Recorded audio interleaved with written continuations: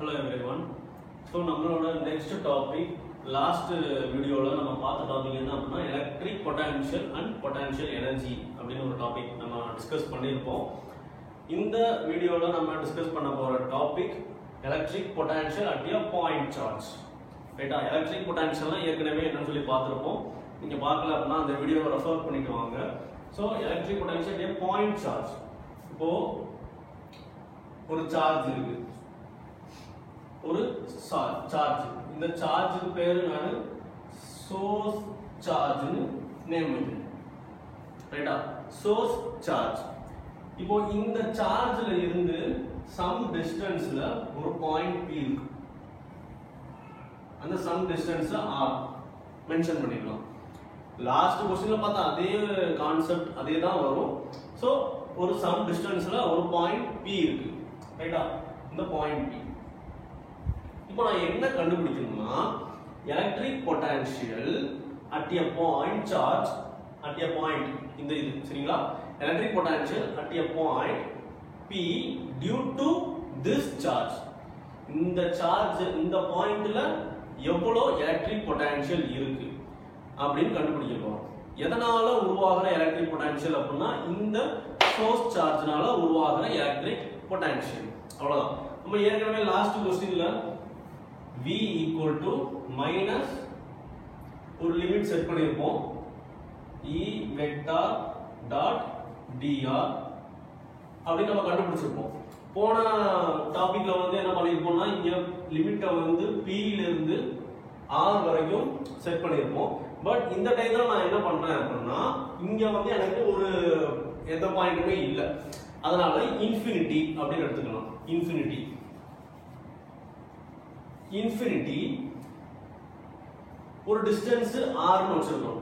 So infinity to r, infinity to small r, அதுதான் எனக்கு இப்போ limit. So v equal to minus e vector integration of minus e vector dot dr vector. e vector அப்படினா electric field இல்லையா? அந்த e vector அப்படினா என்னது? Electric field. Electric ஃபீல்டோடது formula நமக்கு தெரியும் 1/4 pi epsilon naught q by r squared into r cap. இதுதான் என்னது? Electric ஃபீல்டோட formula இல்லையா? E equal to 1/4 pi epsilon q by r squared into r cap. இப்போ இந்த எலக்ட்ரிக் ஃபீல்ட் E இத அப்படியே நம்ம என்ன பண்ண போறோம்னா இந்த இடத்துல சப்ஸ்டிட்யூட் பண்ண போறோம் இந்த E க்கு பதிலா.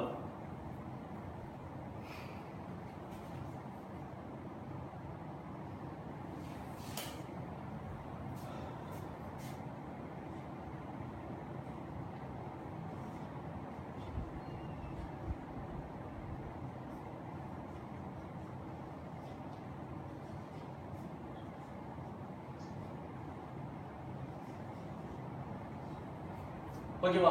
இப்போ நம்ம வந்து என்ன பண்ணிருக்கோம்னா சிம்பிளா இந்த E இந்த மொத்த டேர்மையுமே இந்த ஈக்குவேஷன்ல E க்கு பதிலா கொண்டு போய் நிப்பாட்டிருக்கேன், அதாவது சப்ஸ்டிட்யூட் பண்ணிருக்கேன். இப்போ இதுல நம்ம என்னென்ன டேர்ம்ஸ்லாம் வெளியில எடுக்கலாம்? மைனஸ் 1/4 pi epsilon naught, இங்க q இருக்கு, q-வையும் வெளியில எடுத்துடலாம். சோ மீதி இருக்கிற டேர்ம் நான் ஏன் வெளியில எடுத்துறேன் அப்படினா லிமிட் வந்து 0 to r தான் நான் போட்டுருக்கேன். இங்க எல்லாமே எனக்கு ரேடியஸ் அப்படிங்கற ஒண்ணு எதுமே இல்ல, இந்த சைடு எனக்கு ரேடியஸ் அப்படிங்கற எதுமே இல்ல. சோ வெளியில எடுத்ததுக்கு அப்புறம் உள்ள r infinity 1/r squared r cap dr இதுதான் இது. இப்போ இந்த டிஸ்பிளேஸ்மென்ட் வெக்டார் dr, இந்த டிஸ்பிளேஸ்மென்ட் வெக்டார் இத நான் எப்படி எழுதலாம் அப்படினா dr into அதாவது டாட் r cap அப்படின்னு எழுதலாம். எப்படி சார் இப்படி எழுதலாம் கேட்டீங்கன்னா கூலும்ஸோட வெக்டார் ஃபார்ம் படி நம்ம எழுதலாம். கூலும்ஸோட வெக்டார் ஃபார்ம் படி நம்ம ஒன்னு படிச்சிருப்போம், அதாவது r vector 21 equal to r தான் வெக்டார் வராது, r21 r cap 21 இப்படின்னு கூலும் லாவோட வெக்டார் ஃபார்ம் படி நம்ம படிச்சிருப்போம். சோ அதே ஃபார்முலா நான் இங்க யூஸ் பண்ணிருக்கேன். So dr dot dr cap. இப்போ அடுத்த ஈக்குவேஷன் எழுதுறேன். v equal to minus q by 4 pi epsilon naught r to infinity 1 by r square r cap. இந்த dr க்கு பதிலா நம்ம என்ன எழுத போறோம்? dr r cap. ரைட்டா? dr r cap. இப்போ இந்த ஈக்குவேஷன்ல கொஞ்சம் ஆல்டர் பண்றேன். v equal to minus q by 4 by epsilon naught limit r to infinity minus 1 by r square. இந்த dr இங்க முன்னாடி வச்சிட்டு dr r cap r cap r cap r cap. So நமக்கு எல்லாருமே தெரியும் r cap into r cap equal to 1. r cap dot r cap is equal to 1. So அடுத்த equation நம்ம போறப்போ இது மொத்தமே எனக்கு 1 ஆயிடுச்சு. அதனால மல்டிப்ளை பண்ணாலும் 1 தான். அதனால நான் அதை அப்படியே நெக்லெக்ட் பண்ணிடுறேன். equal to minus q by 4 by epsilon naught r infinity to r. இப்போ இங்க r ஸ்கொயர் இருக்கு. r ஸ்கொயர்ட டினாமினேட்டர்ல இருந்து நியூமரேட்டர் கொண்டு போனேன்னா r பவர் -2 ஆ மாறும். அப்படிதானே? மீதி இருக்கிறது dr. இது எனக்கு 1 ஆயிடுச்சு. சோ நெக்லெக்ட் பண்ணியாச்சு. இப்போ இத நான் இன்டகிரேஷன் பண்ணனும். இன்டகிரேஷன் பண்ணனும்னா இது என்ன ஃபார்மட்ல இருக்கு? r -2 அப்படிங்கிறது என்ன ஃபார்மட்ல இருக்கு அப்படினா x பவர் n அந்த ஃபார்மட்ல தான் இருக்கு. மேக்ஸ்ல நம்ம படிச்சிருப்போம் x power n is equal to x n plus 1 divided by n plus 1. இதுதான் இன்டகிரேஷனோட ஜெனரல் ஃபார்முலா. இப்போ இந்த x இருக்கிற இடத்துல எனக்கு r இருக்கு, n இருக்கிற இடத்துல -2 இருக்கு. அப்போ இங்க x இருக்கிற இடத்துல நான் என்ன போடலாம்? r போடலாம். n இருக்கிற இடத்துல -2 இருக்கு. சோ +1 divided by இங்கேயும் -2 plus 1. அப்ப என்ன வரும்? r power -2 plus 1 -1 divided by -2 plus 1 -1. இத நான் என்னமா மாத்தலாம்? இந்த r பவர் -1 இருக்கு. அந்த -1 நியூமரேட்டர்ல இருந்து டினாமினேட்டருக்கு கொண்டு வந்தேன்னா +1 ஆ மாறும். அதாவது நியூமரேட்டர்ல இருந்து டினாமினேட்டருக்கு கொண்டு வந்தேன்னா +1 ஆ மாறும். அப்போ r +1 மேல வந்து பவர் 1 இருக்கிறதுனால வெறுமனே r னே வச்சுக்கலாம். இந்த மைனஸ் இங்க அப்படியே இருக்கு. So minus equal to -1 by r. இப்போ இந்த r ஸ்கொயர் அதாவது r பவர் -2 எனக்கு என்ன ஆயிடுச்சு அப்படினா r பவர் -2 dr மொத்தமா எனக்கு என்ன ஆயிடுச்சு? இந்த ஃபார்மட்ல நம்ம ஈக்குவேஷன் படி போட்டு -1 by r ஆ மாறிடுச்சு. சோ அடுத்து இதுல நான் அழிச்சிட்டுமா? சோ இப்போ அடுத்த ஸ்டெப் என்ன பண்ண போறோம்? -q by 4 by epsilon naught. இது மொத்தமா இன்டகிரேஷன் பண்ணி தான் நம்ம போட்டுறோம். -1 by r லிமிட் வந்து r to infinity. இப்போ நம்ம லிமிட்டை சப்ஸ்டிட்யூட் பண்ணனும். இந்த r இருக்கிற இடத்துல முத r போடணும். அதுக்கு அப்புறமா என்ன பண்ணனும்? இன்ஃபினிட்டி போடணும். So v equal to -q by 4 by epsilon naught -1 by இந்த r போட்டா 1 by r தான் இருக்கும். சோ மைனஸ் இங்க 1 by infinity போட்டேன்னா 1 by infinity will be equal to 0. 1 by infinity 0 வா தான் இருக்கும். சோ இங்க -0 நாலும் ஒண்ணு தான், இல்ல அது இல்லாம இருந்தாலும் ஒண்ணு தான். சோ -1 by r எனக்கு இப்போ இருக்கு. இங்க ஒரு மைனஸ் இருக்கு, இங்க ஒரு மைனஸ் இருக்கு. என்ன ஆகும்? பிளஸ் ஆகும். அப்போ v equal to பிளஸ் ஆயிரும். q by 4 by epsilon naught 1 by r. புரிஞ்சா? அதான் நம்ம புக்ல எப்படி எழுதிருப்பாங்கன்னா 1 by 4 by epsilon naught q by r அப்படின்னு எழுதிருப்பாங்க. சோ இதுதான் electric potential at a point p due to this source charge. புரிஞ்சா? சோ பொறுமையா பாருங்க, ஈஸியான क्वेश्चन தான். என்ன கொஞ்சம் புக்ல இல்லாதது நம்ம வீடியோல வந்து எக்ஸ்ட்ராவா பார்க்கணும் இந்த இன்டகிரேஷன். சோ அந்த இன்டகிரேஷன் நமக்கு மேத்ஸ் கான்செப்ட்ல ஈஸியா இருந்துச்சு அப்படினா, அதாவது மேத்ஸ்ல நீங்க கொஞ்சம் வெல்வர்ஸ்டா இருந்தீங்கன்னா டப்புன்னு போட்டுறலாம். சோ ஃபர்ஸ்ட் இருந்து பொறுமையா பாருங்க, ஸ்டெப் பை ஸ்டெப் தான் போட்டுருக்கேன். சோ இதுலயும் நமக்கு ஒரு சின்ன ஆல்டர் பண்ணிருக்காங்க புக்ல. அதாவது ஆல்டர்னு சொல்லக்கூடாதத ஒரு எக்ஸ்ட்ராவா அட்வான்ஸா ஒரு டாபிக் கொடுத்துருக்காங்க.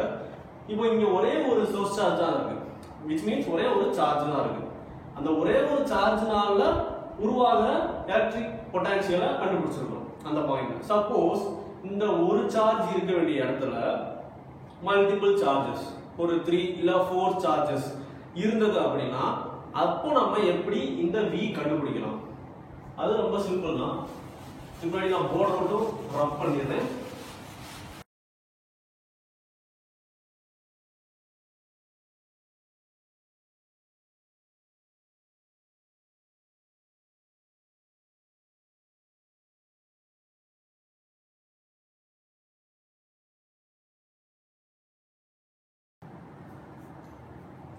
ரைட்டா?